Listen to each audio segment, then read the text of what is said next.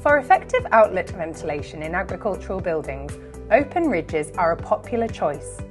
The open ridge flashings deflect air passing over the building, increasing the draw of air through the open vent from within the building. Not only does this aid internal ventilation and air circulation, it prevents rain and unwanted elements from entering the building through the vent. Ventilation should be properly designed to suit the size and shape of a building, together with the quantity and size of the livestock housed within. This will determine the size of the gap to be left between the two sheets at the apex.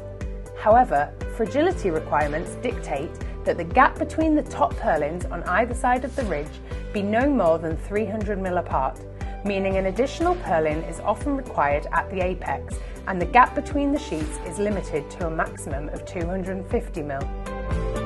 Soffit strips can be added for extra protection from the elements if required, as seen here.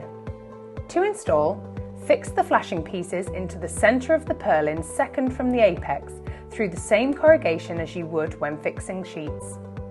The fixing should be in the centre of the flat section of the flashing, around 100 mm up from the edge of the flashing. Repeat on both sides and along the length of the building. If using a soffit strip, install galvanised metal straps manufactured to suit the pitch of the roof at 750 mm centres using nuts and bolts. The straps should be fixed at an angle of 5 degrees from the horizontal to allow water runoff onto the corrugations of the sheets. Bolt the soffit strips to the straps.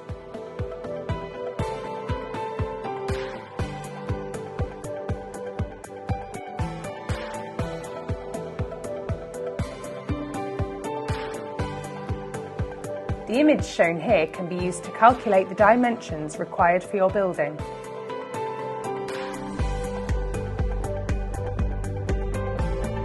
Repeat on both sides and along the length of the building.